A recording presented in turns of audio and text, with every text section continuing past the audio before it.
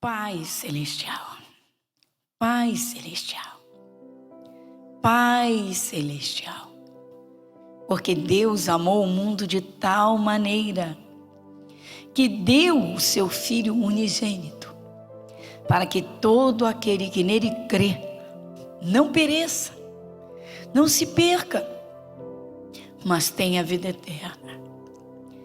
Senhor nosso Deus, que amor é esse? O Senhor quer os filhos aninhados à sombra das tuas asas onipotentes. O Senhor chega a usar o exemplo da galinha e dos seus pintinhos.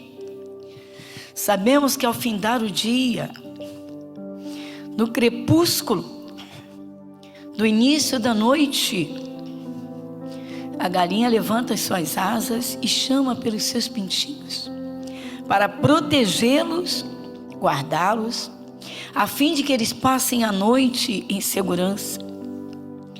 Sabemos que a noite é um tempo de trevas. Quanta gente se perde, meu Pai, em meio a problemas, fica completamente perdida, porque não tem o hábito todos os dias de estar à sombra das tuas asas. O Senhor é um Deus zeloso, um Pai amoroso, soberano.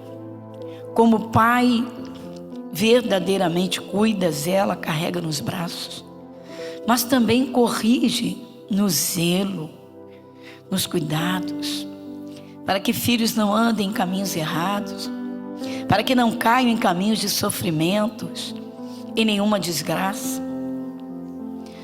O Senhor diz: eu, o Senhor, te tomo pela tua mão direita e te digo: não temas.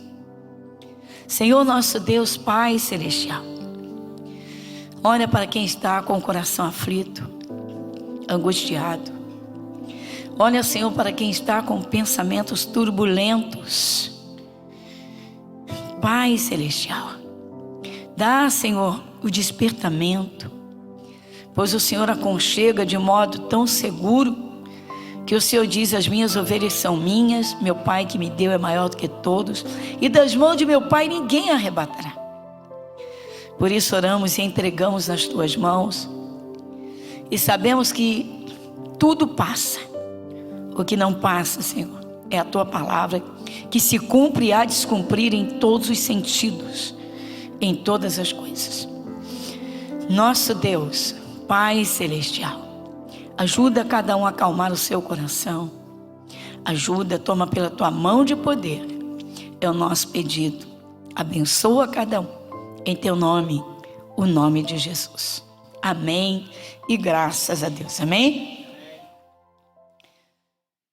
Eu tenho algo da parte de Deus que, como eu sempre digo, tudo que vem de Deus é maravilhoso em extremo. Estamos preparados? Escola bíblica, não é?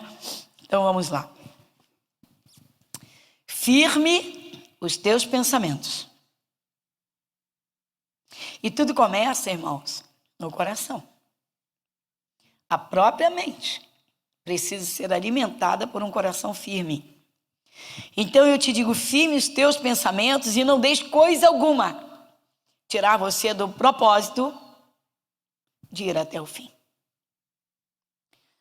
Muita gente aceita Jesus, alcança a sua salvação eterna, o maior tesouro, o maior privilégio, o maior bem, o maior valor que um ser humano pode alcançar na sua vida. É o encontro com Jesus, o Filho de Deus que veio ao mundo trazer salvação eterna. Trouxe paz, segurança. E é através dele que nós podemos compreender, ou melhor, até visualizar pela fé as coisas espirituais. Muita gente está se perdendo mesmo na presença de Deus. Então, vamos assim, de todo o nosso coração. É um estudo relativamente, não é longo, bem assim, o que Deus nos deu. Muitos começaram bem, mas depois eu jogo aí reticências. Muitos começaram bem. Você vê, por exemplo, o povo de Deus descendente de Abraão, no Egito. O Egito, nesse contexto, representa o mundo. Quantas pessoas, irmãos, sem conhecimento da palavra de Deus, sem conhecimento de Jesus, ficam literalmente tão perdidas que quando caem em sofrimentos, não tem noção de como o diabo pode fomentar, atuar em pensamentos para levar essa pessoa à destruição, ou até mesmo a se destruir, se autodestruir. Aí encontra Jesus, encontra a vida. Jesus diz: eu sou o caminho que leva ao Pai, a verdade e a vida. Ele diz: ninguém chega ao Pai senão por mim.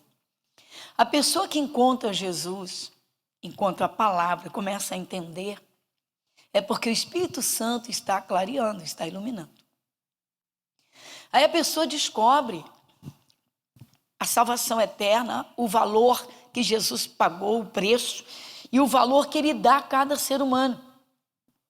Descobre que é um espírito, um ser eterno, que pelo sangue de Jesus está salvo eternamente, se caminhar nesta terra com Jesus, ou seja, ouvindo, lendo, praticando a palavra de Deus. Aí agora tem o próprio Deus na sua vida. Ele quer morar no coração. Aí vai aprendendo. Muitos começam bem. Dificilmente alguém encontra Jesus em brancas nuvens, pisando em pétalas de rosa. A questão, irmãos, é a forma como vamos nos conduzir ao longo do dia a dia, das coisas que vamos enfrentar depois de encontrar Jesus. Tem gente que acha: encontrei Jesus, estou nas nuvens. Não. Agora tem consciência da guerra espiritual. Antes não sabia. Satanás é adversário. O nome Satanás significa adversário. O diabo não quer ninguém salvo, não quer ninguém, um ser humano cheio de paz. Ele não quer paz na casa de ninguém. Satanás gosta muito de agito, de confusão, de briga, de guerra, de sangue derramado. Combustível de demônios: ódio, raiva, invejas, tantas coisas assim. Aí encontra Jesus. Então eu vou usar o primeiro exemplo. Começa bem. O povo de Israel, descendente de Abraão, Deus falou com Abraão que a terra em que ele estava pisando, que era Canaã, ele disse que aquela terra, Deus disse a ele que daria a sua quarta geração. Sua quarta geração, Deus falou tudo para ele. Que voltaria, a quarta geração viria e a terra seria deles. E aí, o que aconteceu? Eles foram para o Egito, tudo começou com a história de José. E aí eles foram lá se multiplicando, casavam, se multiplicavam, e enfim. E aí o faraó do Egito, quando viu que o povo hebreu estava crescendo tanto, o povo de Deus, que ele ficou muito preocupado e disse: esse povo vai encher minha terra, vai tomar conta e eu vou perder o poder. Começou a castigá-los, intensificar e aumentar os trabalhos. A coisa foi grave. As mulheres engravidavam e a ordem do rei era que matassem os meninos.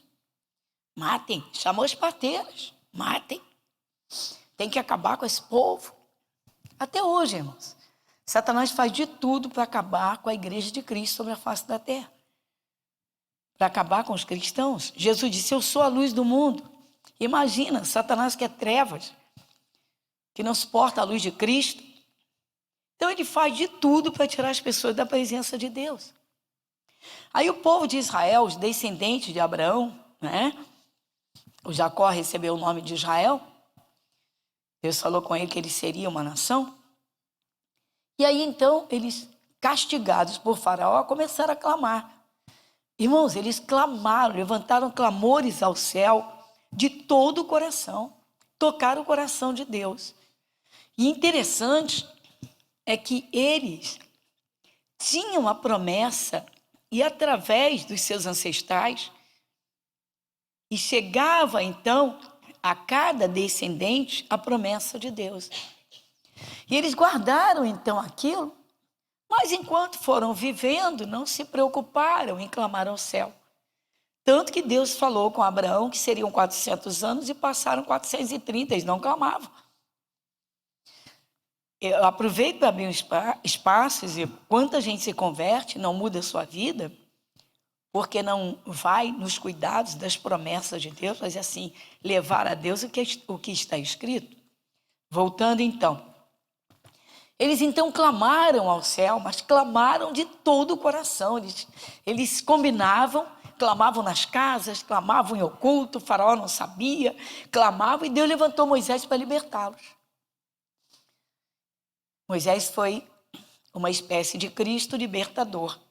Aí o Moisés vai tirá-los do Egito. Tudo bem. Aí vem aquelas 10 pragas. E aí, quando eles, tendo saído, eles dão de cara com o mar vermelho, eles se apavoram. Aqui começa, irmãos. Porque tantos cristãos se perdem quando surge um problema grave. Porque tantos cristãos se perdem, outros por distrações.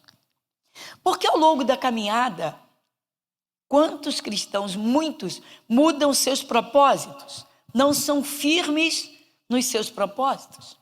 Nós estamos vivendo em meio a uma sociedade, irmãos, infelizmente, extremamente vulnerável às mudanças. Nada contra os novos paradigmas, mas é necessário que o cristão atente bem para criar as suas raízes na presença de Deus. E haja o que houver, não importa, nunca, jamais abandonar a sua salvação eterna, voltar atrás, esfriar na fé, deixar Jesus, loucura, depois de ter encontrado, depois de aceitar Jesus, ter descoberto o valor, o sacrifício, ter o nome no livro da vida e saber que como filho, filha de Deus, pode receber as bênçãos que estão no testamento, nas escrituras. Às vezes, irmãos, faz tudo errado.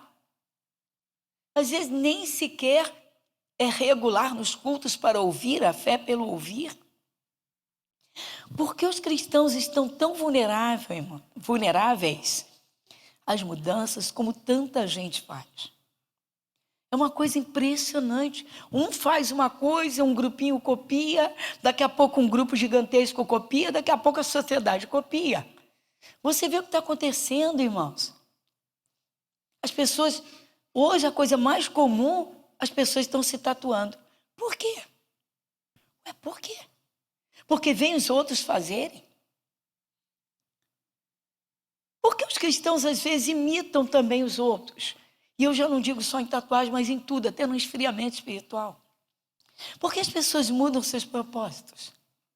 Porque um casal se casa e nos primeiros problemas no casamento, logo um quer abandonar, ou abandona mesmo, sai fora. Mudou o propósito, mudou seus pensamentos. Por que, irmãos, as pessoas estão tão vulneráveis e não permanecem firmes nos propósitos? A palavra de Deus diz que nós somos árvores de justiça, ou deveríamos ser.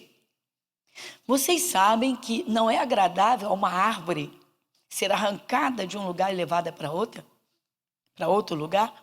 Algumas resistem, outras morrem. Elas não suportam a mudança. Não aguentam.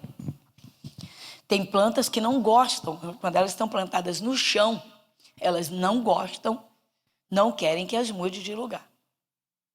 Se elas se adaptam ali, tem vários fatores que vão concorrer para ela desenvolver ali e produzir ali. Tem árvores que até aguentam, mas muitas não. Às vezes, literalmente, é como um jogo.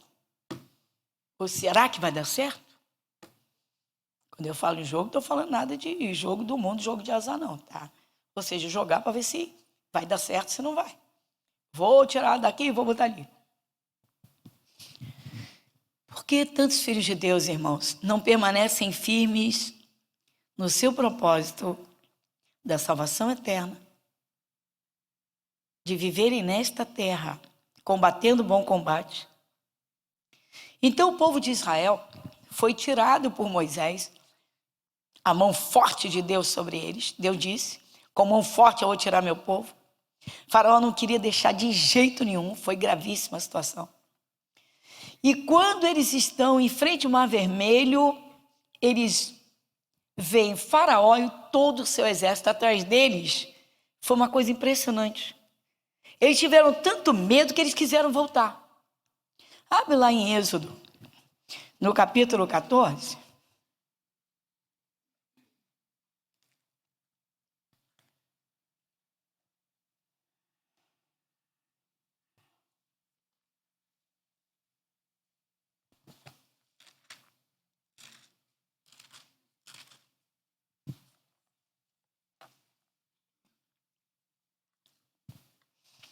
Êxodo capítulo 14, versículo 10.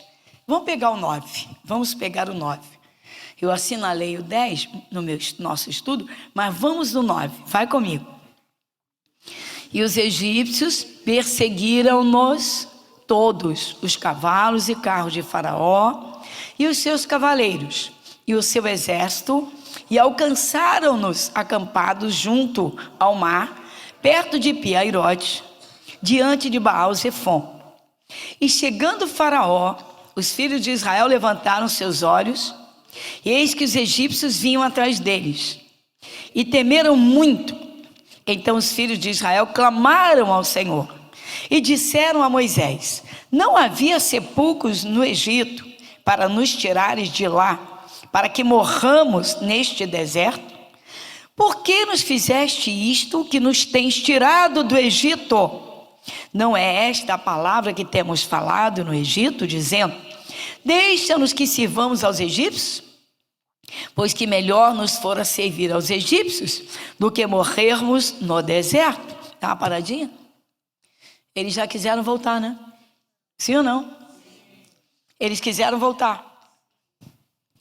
Por que tem cristãos, irmãos, que quando encontram dificuldade, ou uma barreira, ou um problemão, e eu não estou falando das distrações, eu não estou falando de esfriamento, eu não estou falando dos embaraços, que também tiram muitas pessoas da presença de Deus, de Jesus, do propósito. Nosso assunto hoje é esse. Por que tantos filhos de Deus não mantêm um propósito firme de servir a Jesus até o fim? De serem verdadeiros filhos de Deus, adoradores, conquistadores, conquistando bênçãos, na guerra espiritual combatendo Satanás e seus demônios. Depois de terem descoberto tudo isso, por que tanta gente esfria na fé e volta atrás? Por que não mantém o propósito firme? Por que tantos se casam, até os dois sendo de Jesus, e não levam a palavra a termo para vencerem os problemas com os conselhos do próprio Senhor Deus? A palavra de Deus, ela tem mandamentos, ela tem promessas, ela tem fatos, mas também tem conselhos. Jesus é um maravilhoso conselheiro. Aí a pessoa escuta o conselho de alguém da família, que convive próximo ao casal, e até aconselha: não. Depende, cada caso é um caso, a coisa não é assim. A gente sabe que tem gente que se veste de ovelha, mas por dentro é lobo puro. Mas por que os filhos de Deus não são firmes num propósito de ir até o fim, servindo a Jesus? Dar frutos para Deus em cada amanhecer. Consciência, não precisa. Literalmente é inerente, sou de Jesus. Assim como o abacateiro produz abacate a vida toda, como uma macieira produz maçãs a vida toda.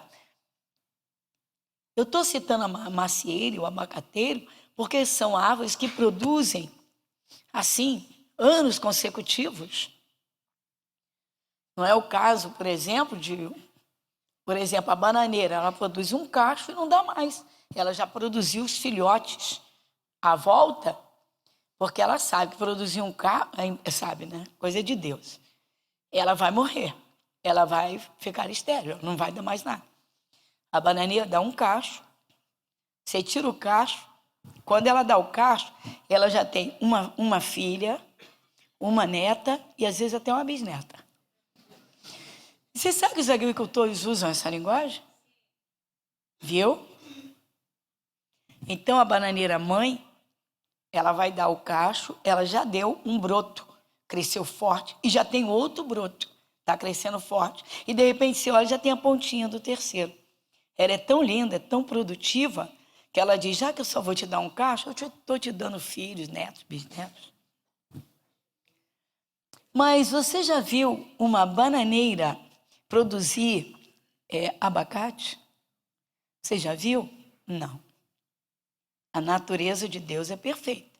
Até existem muitas modificações genéticas, né, com essas pesquisas que às vezes até extrapolam e mudam até o sabor da fruta, mas enfim, diga, as coisas de Deus são puras. Diga, a criação de Deus é perfeita. Diga, é perseverante. Diga, a natureza não muda. O verde continua sendo verde. O tomate continua sendo vermelho, é uma coisa interessante. A laranja continua sendo laranja, cítrica. Por que os cristãos, irmãos, tem hora que estão numa fé estonteante, explosiva, tem hora que estão assim, vontade de parar, de largar tudo, a gente escuta isso, irmãos. Estou no meio de tanta luta que já pensei em largar tudo. Largar Jesus, o Salvador? Então anda com Deus de acordo com as circunstâncias. Ou seja, se Deus me abençoar, eu ando com Ele. Se Ele não me abençoar, eu não ando com Ele. O que é isso, irmãos? E o sangue que Jesus derramou, o preço que Ele pagou, isso muda? Isso não muda. Ele não muda. Eles quiseram voltar. Agora você vai no livro de Números, Êxodo, passa Levítico, chega em Números 14, vai comigo.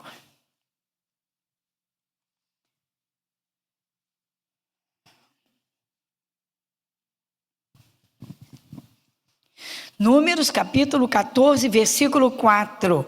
Olha o que eles disseram, vai comigo. Números capítulo 14, versículo 4, vai comigo. E diziam uns aos outros, levantemos um capitão e voltemos ao Egito. Ué? Como é que uma pessoa abandona a terra da salvação eterna e volta para o Egito? Para a terra das trevas, da cegueira espiritual, em que sabe que não tem salvação eterna sem Jesus. Irmãos, a Bíblia tem Antigo e Novo Testamento. Quem aceita Jesus entra no Testamento. O que está acontecendo, irmãos? Por que os cristãos estão tão vulneráveis e não perseveram? Eu não estou falando, jamais se usaria genericamente. Tem sempre as exceções, obviamente. Tem pessoas que são tão firmes, irmãos, que são árvores de justiça, e eu fico impressionada. Às vezes eu me deparo com pessoas que não têm entendimento nenhum, não receberam entendimento. O Senhor Deus diz, o meu povo foi destruído porque ele faltou conhecimento. E pessoas que não largam Jesus por nada, que não esfriam naquele amor a Deus, sabe, desde o começo, como eu encontro casais que tem um carinho um pelo outro, um cuidado um com o outro, às vezes um casal de idade avançada. Você pergunta, quantos anos você tem de casar? Tem 40, tem quase 50, tenho... E você vê aquele... E às vezes você vê casais jovens com 2, 3 anos de casados, as tuas, vivem brigando, daqui a pouco está um num canto, tá outro... Você diz, como é que pode? Por que as pessoas são tão vulneráveis? Pergunte aos professores, nos tempos de aulas presenciais 100%, com quantos alunos Pergunta há 30 anos atrás, no curso universitário, com quantos alunos eles iniciavam uma turma. Naquele tempo, vamos supor, começou com 40 alunos. E quantos se formaram? 15. Mas foram muitos que se formaram. 15. 15 se formaram, de 40. Por quê? Foram ficando pelo caminho. As desculpas são as mais diversas e esfarrapadas. Por que as pessoas não têm um propósito firme? Sabe por quê, irmãos? Porque a sociedade é vulnerável aos modismos, aos vícios que se lançam. Porque o diabo existe, está sempre tentando fazer a cabeça das pessoas. Agora é isso, agora é aquilo, agora é isso, agora é aquilo. Vocês conhecem pessoas que gostam de mudar de residência, mudar de casa? Não sei se tem alguém aqui. Tem gente que faz um contrato. Antes de vencer o contrato, já tá preparando outra casa. Vive de aluguel e só vive como nômade. É nômade. Não consegue criar as bases. Uma coisa, irmãos, são circunstâncias como que obrigatórias. Por exemplo, às vezes, um pastor, ele é enviado para outro país. Ele vai com a família. Teve que mudar. Às vezes muda de cidade. Teve que mudar. Um militar é transferido. Mas eu não estou falando disso, eu não estou falando de militares, eu não estou falando, de pregadores. Não, irmãos, eu estou falando de cristãos. Caramba, tem gente que não cria raízes em nada, irmãos. Não cria raízes no estudo. Não criou na salvação eterna, não vai criar em nada. Porque a salvação eterna, nada nesse mundo compra. Você não compra salvação com dinheiro, com bens, com diplomas, com status, com conhecimento. Você pode ser amigo das pessoas mais famosas do mundo. Você não ganha salvação eterna por conta disso. Você pode ter a pessoa mais rica do mundo como seu amigo, sua amiga. Isso não vai te dar salvação eterna. No Salmo 49 diz que se reunissem todos os recursos do mundo inteiro, não pagaria uma alma sequer. Por que os cristãos não estão dando valor à sua salvação eterna? Por que não estão criando raízes para darem frutos permanentes? O que está acontecendo, irmãos? A rotatividade de pessoas nas igrejas está uma coisa assustadora. Você olha por uma temporada, vê pessoas que parecem que estão entendendo, que estão se firmando, daqui a pouco somem. Manda procurar, se tem alguém que dê um atendimento. Tem gente, não quero, eu só entendo, não, estou bem. E não quer compromisso com nada, nem com ninguém, nem com a igreja. Não, estou em outra igreja. Tem gente que já passou por 10 igrejas, irmãos. 10 denominações, irmãos. Tem gente que já passou por 8, por 7, por 6. Chegou um cidadão e disse, pastor, eu sou músico. E se a senhora sentir, se a senhora quiser, eu fico à vontade, tá? Não cobro nada, é o mínimo. Vai tocar para Jesus e ainda quer. Tem quem viva da música, tudo bem, mas não é o caso. E aí, fiquei na minha. E aí depois fiquei sabendo que participava em 3 igrejas ao mesmo tempo. Eu não ia chamar mesmo, irmão, tem que dar fruto, vai levar tempo. Chegou uma abençoadinha aqui no pé do altar, tá? Pastora, vou me tornar membro aqui. Quanto tempo você está aqui? Cheguei este mês. Falei, não é melhor você esperar, sentir no coração, sentir de Deus, esperar, né? Confirmação que realmente é a sua igreja, porque a igreja é parte da nossa vida, é nossa casa espiritual. Os irmãos são os nossos irmãos mais chegados. Então, não é melhor você dar só um tempinho? Não, essa palavra. Vai escutando. Aí fiquei sabendo que alguém da igreja tinha dado emprego. Eu falei, então vamos esperar os frutos individuais. E aí, passou um tempo, perdeu o emprego. Perdeu no dia seguinte saiu. De onde? Da igreja. Que frutos, hein? Podres. E queria fazer a obra. Pastora, na igreja de onde eu vim, eu faço a obra com jovens. Tá, não gosto de esquentar banco. Aí eu dentro de mim, vai ferver banco. Vai esquentar só não. Tá pensando que a obra de Deus é fim de feira? Se levar a banana para casa, para amanhã não ter a mesma qualidade, a verdura vai murchar. O reino de Cristo não é verdura não, meu irmão. E aí, você viu o que eles disseram? Então, de novo, Números 14, 4. Vai de novo comigo. E diziam uns aos outros, levantemos um capitão. Queriam voltar para o Egito. Como pode um cristão, irmãos, abandonar Jesus? Depois de tomar, no mínimo, ter tomado ciência do sacrifício. Ah, não. E aí, estamos aqui ainda, capítulo 14, versículo 30. Lê comigo o versículo 30.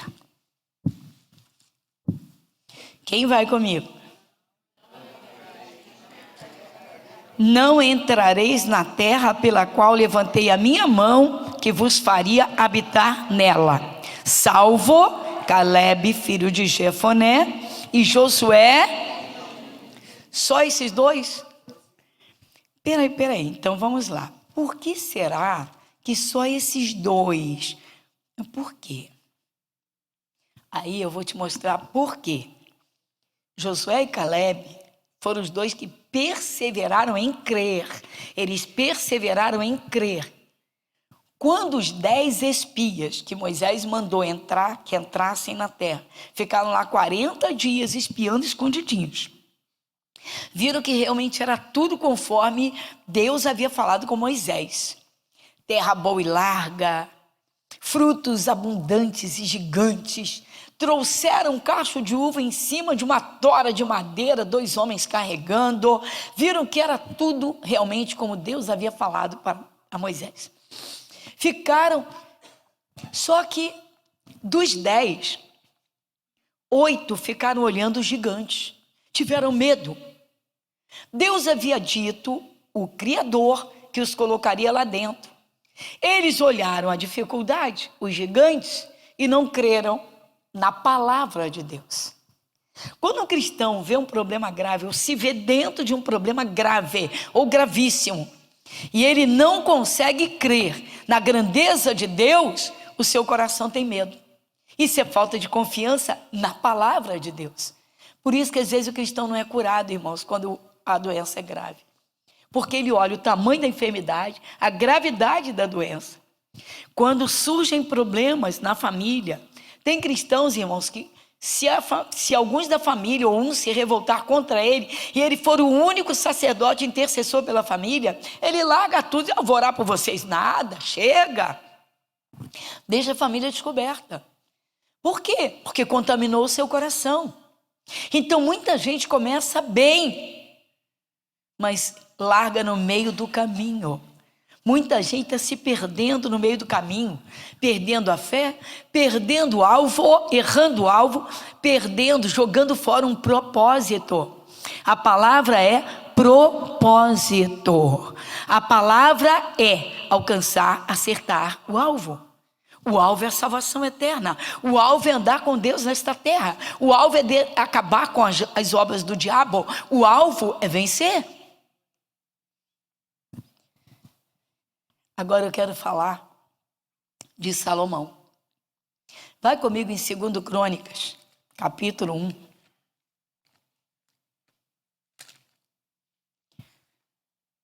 Segundo Crônicas, capítulo 1.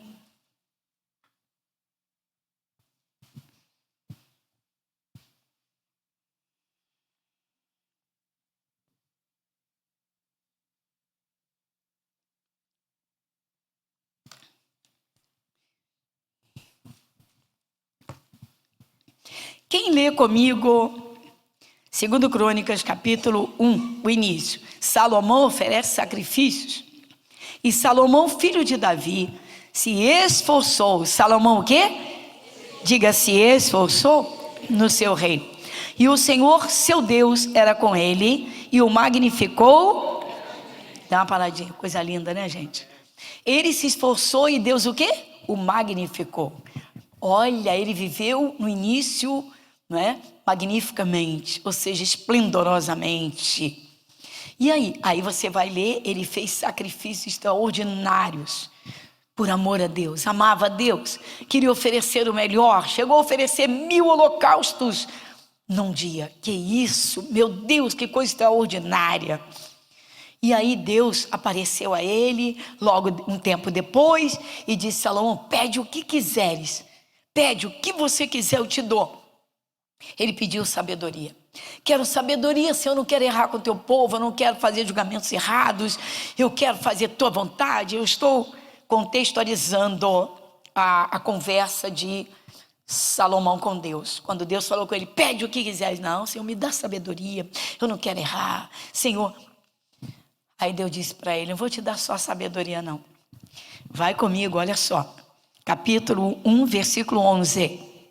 Versículo 10, perdão. Vai comigo, versículo 10. Dá-me, pois, agora sabedoria e conhecimento, para que possa sair e entrar perante este povo. Porque quem poderia julgar este tão grande povo? Então Deus disse a Salomão: porquanto houve isso no teu coração, e não pediste riquezas, fazendo honra, nem a morte dos que te aborrecem, nem tampouco pediste muitos dias de vida, mas pediste para ti sabedoria e conhecimento, para poderes julgar a meu povo, sobre o qual te pus. Sabedoria e conhecimento te são dados, e te darei riquezas e fazenda e honra, qual nenhum rei antes de ti teve, e depois de ti tal não haverá. Por que as mulheres de Deus não pedem sabedoria para lidar com seus respectivos maridos? Por que um homem de Deus não pede sabedoria para lidar com a sua mulher e com seus filhos? Ainda alimentam as encrencas, depois dissolvem e acham que é a coisa mais natural. Sabe por quê? Porque no mundo é natural, é normal. No mundo briga é normal, contenda é normal, inveja é normal, ciúme é normal, tudo é normal. Tudo é normal, sofrimento é normal, doença é normal, tudo é normal. Ele pediu sabedoria. Por que pais que são de Jesus não pedem sabedoria para lidar com seus filhos? É impressionante. A gente diz assim: eu trato todos eles iguais. Depende. Claro que se vai fazer uma comida boa para todos os filhos. Se vai comprar presente para um, compra todos.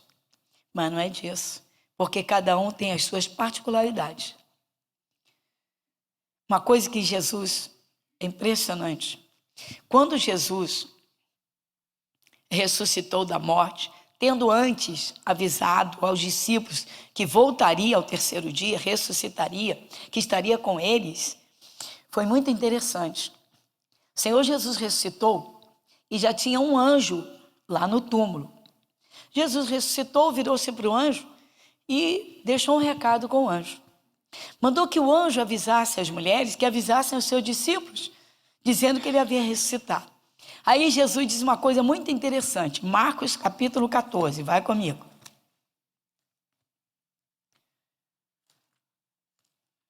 Marcos capítulo 14.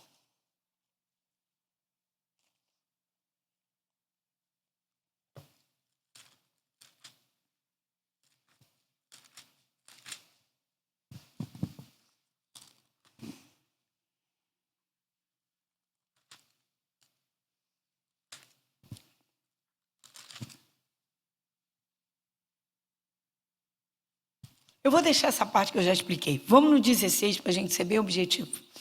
Marcos capítulo 16. Eu vou deixar a parte do que Jesus falou com eles. Mas vamos aqui. Marcos capítulo 16. A ressurreição.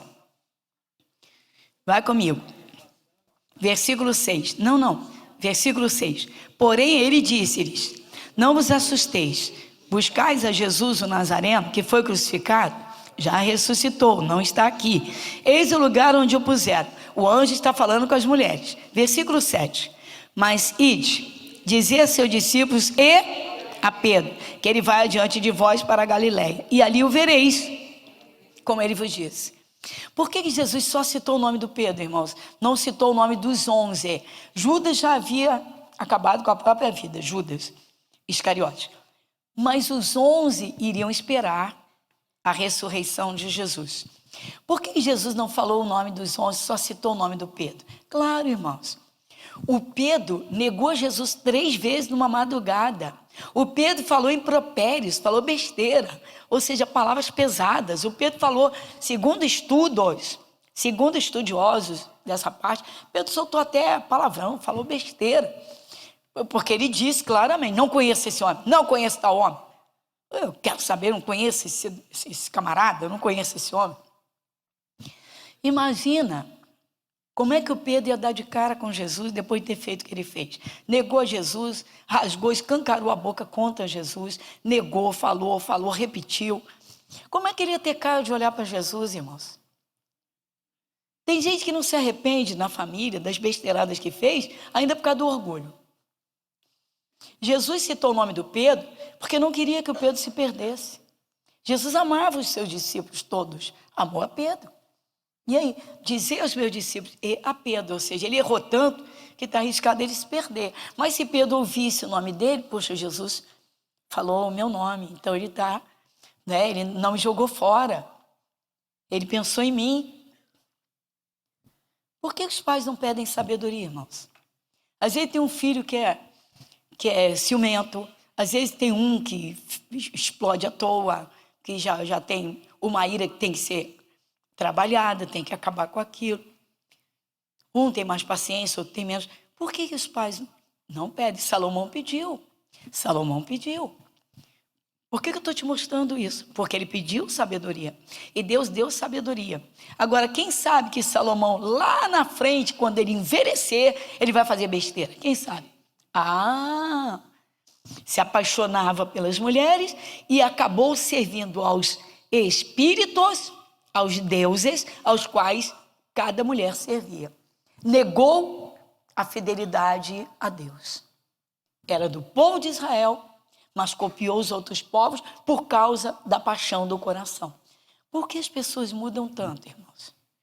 Por que as pessoas mudam? Por que não se mantêm fiéis a Deus até o fim? Rapidamente, 1 Reis, capítulo 11. 1 Reis, capítulo 11.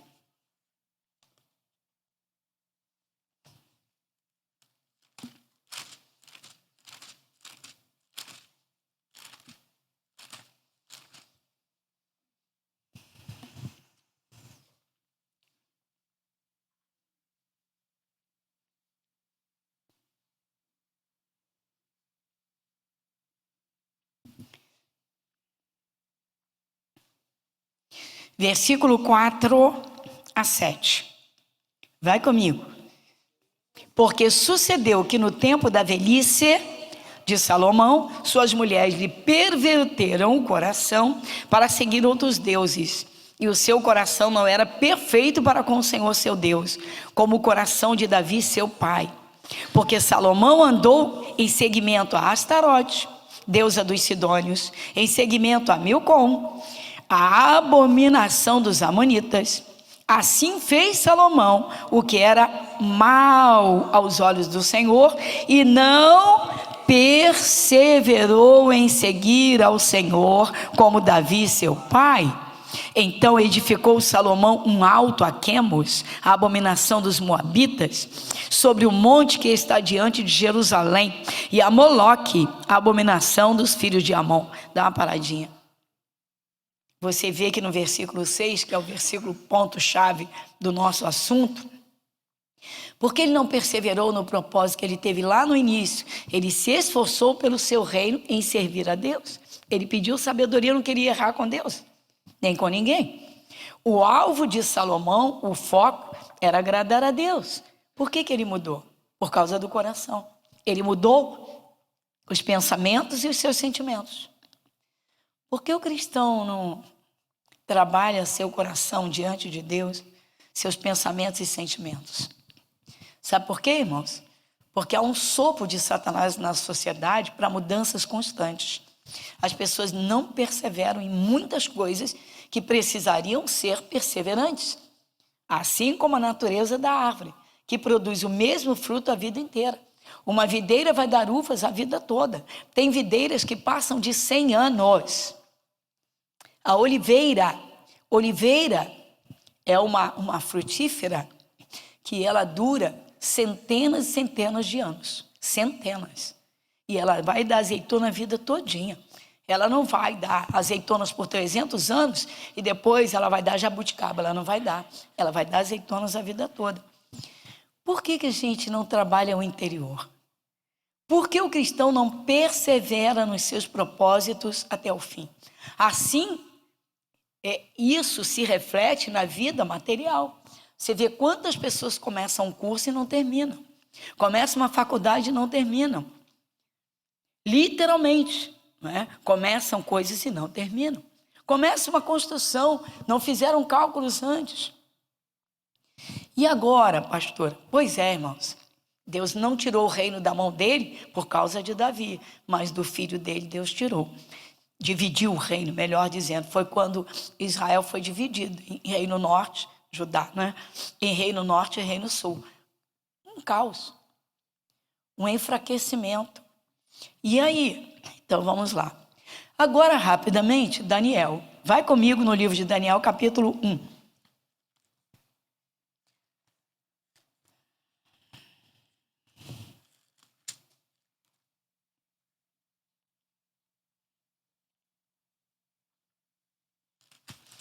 Daniel, capítulo 1.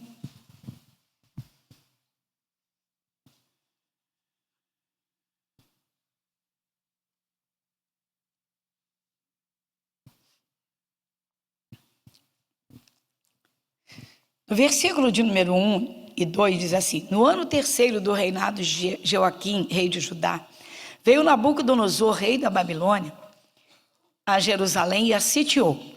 E o Senhor entregou nas suas mãos a Joaquim, rei de Judá, e uma parte dos utensílios da casa de Deus. E ele os levou para a terra de Sinar, para a casa do seu Deus. E pôs os utensílios na casa do tesouro do seu Deus. Dá uma paradinha. Então Daniel foi levado para a Babilônia junto com os outros jovens, não só jovens, Sadraque, Mesaque e Abednego, como também muitos e muitos outros. O Nabucodonosor queria os melhores, os mais guerreiros, os mais valentes, os mais ricos, os nobres, mandou levar tudo. E lá foi Daniel. Daniel era de Jerusalém, a maior parte era dos nobres e serviçais, que serviam aos nobres. O Daniel era jovem, segundo os estudos, tinha 16 anos de idade. E o que aconteceu? Sabe o que ele fez? Quando ele viu a Babilônia, que era pecado puro, sujeira pura, orgias, prazeres, bebedeira, prostituição, o que ele fez? Olha o versículo 8, vai comigo. Daniel capítulo 1, versículo 8. E Daniel assentou no seu coração não se contaminar com a porção do manjar do rei, nem com o vinho que ele bebia. Portanto, pediu ao chefe dos eunucos que lhe concedesse. Será que ele leva isso até o fim? Leva ou não leva? Levou. Ele levou até o fim. Interessante, irmãos. Ele foi tão fiel a Deus no reino da Babilônia, que ele atendia ao rei da Babilônia como se ele atendesse ao seu próprio rei de Israel. Por quê? Porque ele servia a Deus. Tem empregado evangélico que é engraçado. Se o chefe for bom para ele trabalha bem. Se o chefe não for bom, ele paga como muita gente sem Jesus faz. Vou trabalhar feito um escravo, não vale, não reconhece nada, tararé. E esquece que trabalha para Jesus. Esquece que o Espírito de Deus está presente. Mesmo que o chefe não esteja, o Espírito de Deus está presente. Serve a Jesus. O Daniel não. O que aconteceu, irmãos? O Daniel foi tão fiel que o rei, então, planejou colocá-lo como um dos líderes. Olha que coisa interessante, para que ele dominasse, tivesse autoridade sobre os próprios babilônicos. Dos três líderes, ele seria um. Despertou raiva, ódio, inveja. Prepararam um documento, levaram para o rei e disseram ao rei. Eles especularam tudo, irmãos. E lembraram de uma lei persa, dos persas, na era do reino, e eles disseram: rei, não tem um edito, não tem uma lei no nosso reino que qualquer um que faça uma petição a qualquer homem, a qualquer Deus, estou parafraseando, a qualquer divindade, e não a ti, seja jogado na cova dos leões. Eles lembraram disso, irmãos. O diabo.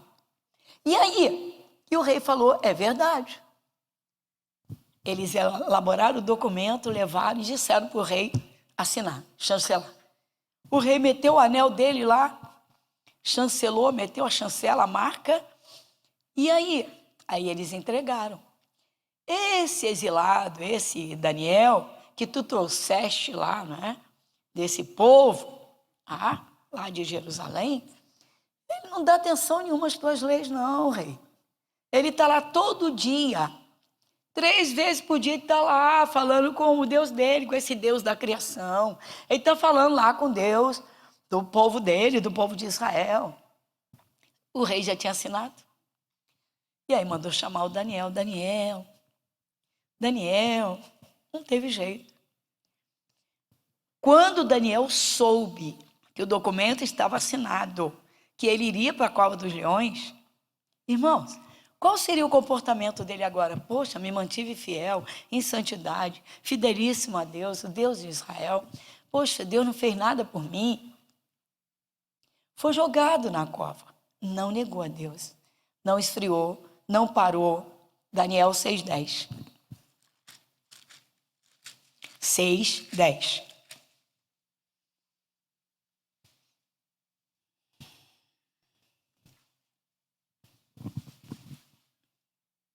Quem vai comigo? Daniel, pois, quando soube que a escritura estava assinada, entrou em sua casa. Ora, havia no seu quarto janelas abertas da banda de Jerusalém. E 3 vezes no dia se punha de joelhos e orava e dava graça diante do seu Deus, como também antes. Ele mudou o comportamento? Ele mudou a forma de servir a Deus? Ele parou de orar diante da gravidade da realidade que ele estava enfrentando? Ele se revoltou contra Deus? Ele não mudou o seu coração, não mudou seus pensamentos.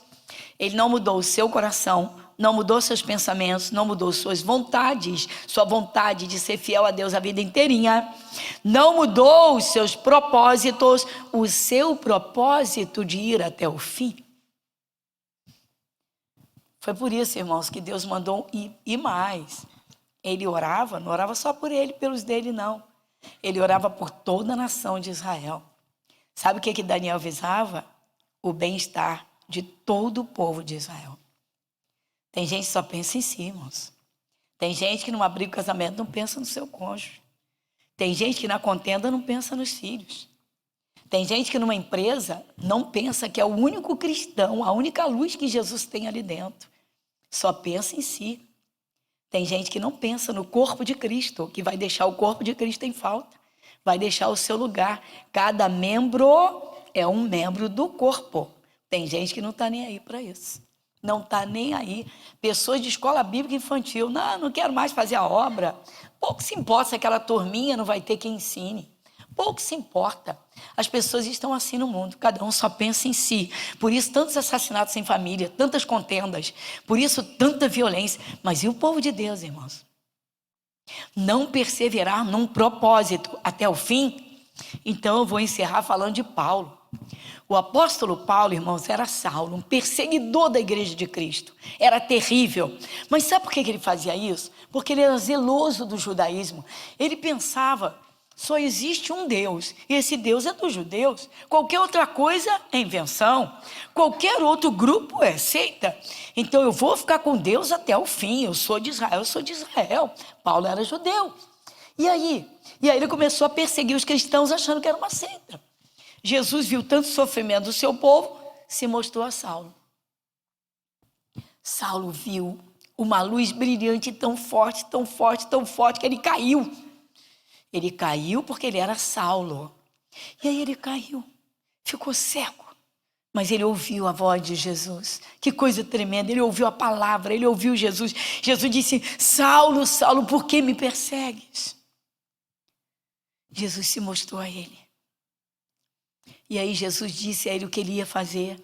E lá vai ele. E aí ele começa a amar a Jesus de uma forma apaixonante, uma forma forte demais, amorosa, esplêndida, intensa. Esse Jesus é tudo, ele é tudo, Salvador. Aí é que ele vai procurar saber de tudo sobre Jesus. Ele procura Pedro, ainda estava vivo, ele conversa com Pedro, ele conversa com os outros, e ele vai descobrir, ficando maravilhado, recebeu o seu ministério. Só que agora os judeus estão contra ele, querem matá-lo. Paulo vai sofrer horrores de perseguições, de aflições, fugitivo, e querendo ser livre para pregar, mas a sua carne está presa, porque querem prendê-lo, querem matá-lo. Paulo foi alvo de tentativa de morte várias vezes. Ele chega a dizer, certa vez me desceram por um cesto. Eu passei em perigo aqui, ali, acolá. 2 Coríntios 11, rapidamente. 2 Coríntios 11.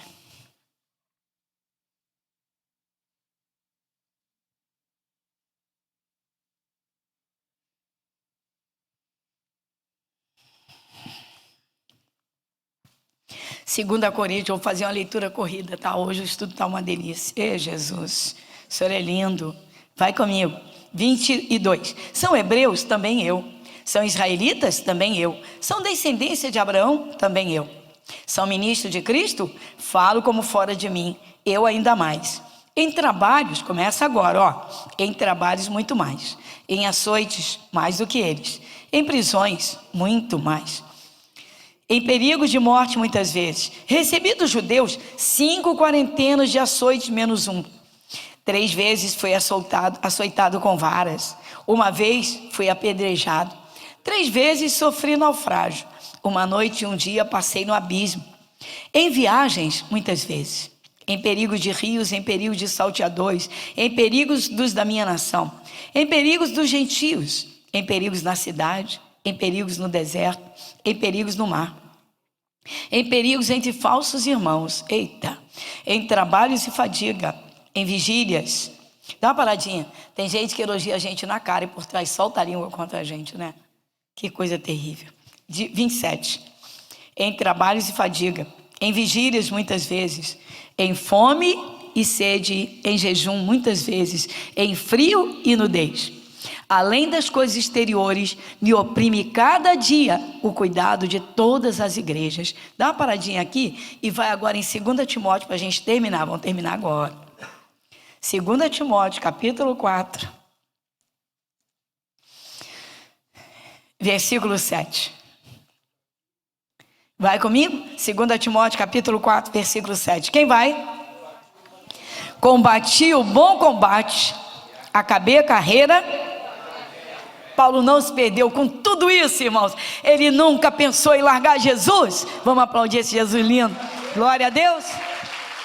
Valeu, Jesus.